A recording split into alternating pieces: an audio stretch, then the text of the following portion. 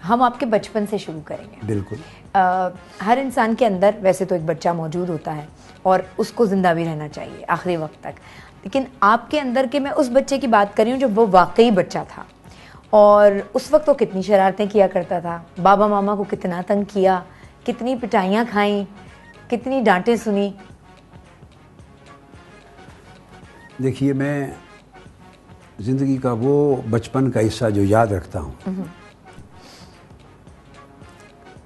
تو وہ میری پرائمری کلاس تک کے زمانے کا وہ زمانہ پیریڈ تھا جب میں سیکرڈ ہارٹ اسکول میں پڑھتا تھا, جنگ میں. ایک کیتھولک مشنری اسکول تھا, انگلش اسکول تھا.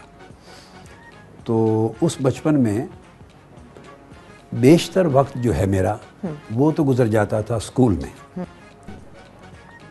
صبح اسکول جاتا اور میرے والد گرامی نے ٹانگا لگوایا ہوا تھا. اچھا. اور اس زمانے جو ٹانگے والا آدمی تھا اس کا نام تھا ایوب خان. اچھا, ٹانگے والے آدمی کا نام. اچھا. اور وہ پیریڈ بھی ایوب خان کا تھا, جنرل ایوب خان کا. اچھا. تو ہم انجوائے کرتے تھے. تو آفٹر نون میں واپسی ہوتی تھی کہ اسکول ٹائم سے کلاسز جب ختم ہو جاتی تو پھر وہیں فٹ بال کھیلتا تھا اور پھر دیر سے واپس گھر آتے. گھر میں جو ٹائم گزرتا اس کے جو مختلف معمولات تھے اس میں صاف ظاہر ہے ایک حصہ وہ بھی تھا جس کا آپ نے ذکر کیا. ان معمولات میں اسی بچپن کے زمانے میں نماز روزے کی پابندی بھی تھی اور ذکر اذکار اور تلاوت اور چھوٹی عمر میں تہجد کے معمولات, بہت ہی چھوٹی عمر بچپن میں یہ بھی تھے. ایٹ دا سیم ٹائم بہن بھائیوں کے ساتھ اور محلے کے بچوں کے ساتھ کھیل کود اور شرارتیں بھی تھیں اور اپنے بہن بھائیوں کے ساتھ چھیڑ چھاڑ بھی ہوتی تھی اور کبھی بہت چھوٹی عمر میں پٹائی بھی ہوتی تھی. اور اچھا, پٹائی کس سے, والد سے ہوئی؟ ایک دو بار تو یاد ہے ابا جی کی بلا سے بھی ہوئی اور ایک بار والدہ ماجدہ سے بھی یاد ہے, مگر اکثر و بیشتر چھوٹا موٹا تھپڑ تو لگ ہی جاتا تھا. تو جب بہن بھائی کھیل رہے, میں جو کہ بڑا تھا اور میرے بہن بھائی سارے مجھ سے چھوٹے تھے.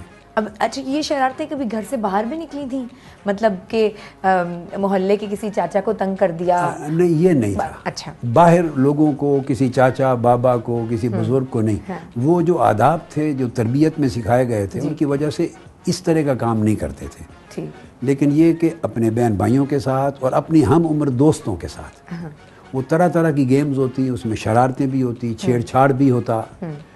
ان شرارتوں میں ایک بڑی عجیب تاریخی شرارت ہے جو یاد ہے.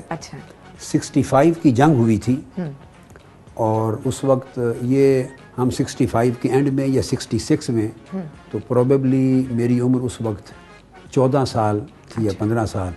تو ہم نے 2 فوجیں بنائیں, پاکستان اور انڈیا کی. تو ہم کھیل ہو رہا ہے, مطلب کھیلے. وہ پاک انڈیا کی جنگ ہوئی تھی نا 1965 کی. تو ہم نے 2 آرمیز بنا لی, 2 محلے کے اپنی عمر کے نوجوان اکٹھے ہوئے. ہمارے محلے کے جو لوگ تھے ہم پاکستانی پاک فوج کہلائے. اچھا. دوسرے محلے والے نوجوان ان کو بھارت فوج کا نام دیا. اچھا. ایک ہیڈ تھا ان کا بھی کمانڈر ان چیف. ایک ہمارا جو عمر میں سب سے بڑا تھا کمانڈر ان چیف تھا. تو پھر وہ, اب ہتھیار تو کوئی نہیں تھے, وہ جو پرانے زمانے میں یہ کیا کہتے ہیں آپ اس کو, گنا, جو سوکھا ہوا گنا ہوتا ہے پنجابی میں ٹانڈے کہتے تھے. تو وہ سوکھے ہوئے گنے لے لیے, اتنے اتنے بڑے سائز کے, سارے ہر ایک کے ہاتھ میں وہ بطور گن تھی. گنے جو تھے سوکھے ہوئے, تو وہ ہر ایک کے ہاتھ میں تھی. اور باقاعدہ وہ کوئی 50-60 افراد نوجوان اس فوج میں تھے, 50-60 ہماری فوج میں تھے. اور 1 2 3 کر کے تو پھر دونوں فوجیں آپس میں گتھم گتھا ہو گئیں اور ایک دوسرے کو مارتے رہے. اب پتہ نہیں کتنی مجھے پڑی ہوگی, کتنی کسی کو میں نے مارا ہوگا. اچھا, لیکن اس پورے آئیڈیا کے پیچھے آپ تھے. ہاں بھی, پاک اور انڈیا کی جو جنگ ہے اس کلچر کو کریٹ کریں جہاں. اچھا. تو اس طرح کی شرارتیں ہوتی تھیں, ان کے اندر ایک پوزیٹیوٹی بھی ہوتی تھی. یہ ایک ہے میری بچپن میں ایک آئیڈیالزم تھا, ایک مقصدیت تھی, آبجیکٹیویٹی تھی. تو شرارتیں بھی کرتے تھے, کھیل کود بھی ہوتا تھا اور گلی ڈنڈا بھی کھیلتے تھے. تو اس میں بھی لڑکے پھر آپس میں شرارتیں بھی کرتے ہیں, بعض اوقات الجھاؤ بھی ہوتا ہے. 1-2 بار ایک اسی عمر میں میں نے ایک ٹیم بنائی تھی نوجوان لڑکوں کی. میں ورزش بھی کرتا تھا. اچھا. جیسے پہلوان کرتے ہیں, یعنی ڈنڈ بیٹھ کے وغیرہ, جیسے وہ سٹ ان اور اسٹینڈ ان کرنا. اچھا اور یہ بھی اسی عمر کی بات کر رہے ہیں؟ یعنی اسکول کے زمانے تک رہا، گریڈ 10 تک. تو پھر وہ صبح سویرے ہم تہجد کی نماز پڑھتے تھے، اور 25 لڑکوں کی ایک ٹیم تھی. اچھا. اور تہجد کی نماز اس ٹیم کا ممبر ہونے کے لیے لازم تھا کہ نماز تہجد پڑھیں.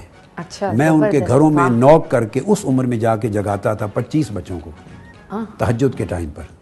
وہ اٹھ کے پھر تہجد پڑھتے تھے. پھر ہم تیار ہو کے 1.5 میل فاصلہ جنگ صدر جو سٹی اس سے باہر چلے جاتے. پھر وہاں ورزش کرتے، وہ تیل کی مالش کرتے. پھر ہم سٹ ان، اسٹینڈ ان اور وہ ساری ایکسرسائز وغیرہ کرتے تھے. اچھا. پھر اس کے بعد کنویں پر نہانا اور کپڑے پہننے. اور جب ہم نہا کے کپڑے پہنتے تھے تو جنگ جو شہر تھا اس سے پہلی فجر کی اذان اس وقت آتی تھی. پھر میں جماعت کراتا تھا فجر کی اس کنویں پر باہر دیہات میں. اچھا. واپس آتے. تو ہمارا یعنی بچپن اس طرح کا تھا کہ اس میں شرارت کا عنصر بھی تھا، کھیل کود کا عنصر بھی تھا، اور جیسے میں نے کہا بچوں کو تہجد پہ لگانا وہ عنصر بھی تھا. جمعرات کو حلقہ ذکر پہ بٹھانا وہ عنصر بھی تھا. اور ایک ٹیم میں سے ایسی بنائی تھی، اس زمانے لڑکوں کی عادت تھی کہ یہ گلے کے بٹن کھول کے رکھتے تھے، قمیض پیچھے کھینچ کے. تو یہ ان کی بدمعاشی کا ایک سٹائل ہوتا تھا. اچھا. تو چھیڑ چھاڑ کرتے تھے بچیوں کو گزرتے آتے گلیوں میں. تو میں نے ایک مورل ڈیفنس فورس بنائی جو کہ انگلش اسکول میں پڑھتا تھا. ایک ٹائٹل دیا کہ ہمارے محلے کی ان 5-6 گلیوں میں کوئی لڑکا اس بےہودگی سے نہیں گزر سکتا. وہ کوئی لڑکا کسی بچی کو یا کسی کو آواز نہیں کر سکتا، چھیڑ نہیں سکتا. تو وہ پھر وہ گلیوں میں کھڑے ہوتے تھے سرٹن ٹائم پر، اور پھر وہ سب کو پتا تھا.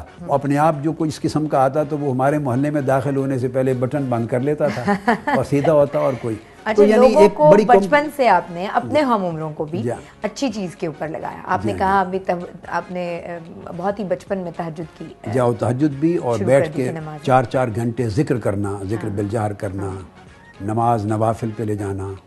کبھی ان ساروں کو اکٹھا کر کے ہم سے کوئی 3 میل کے فاصلے پر دریائے چناب بہتا ہے جنگ صدر سے. تو ویکینڈ پہ دریائے چناب کے کنارے لے جانا. تو وہاں کبڈی بھی کھیلنا آپس میں. کبڈی بھی کھیلنا، ایک ٹائم کبڈی کے لیے ہو گیا، کھیل کود کے لیے ہو گیا. فارغ ہو کے پھر وضو کرا کے نماز، پھر اللہ اللہ کا ذکر بھی کروانا دریا کے کنارے. تو بچپن ہر چیز کا مرقع تھی دراصل.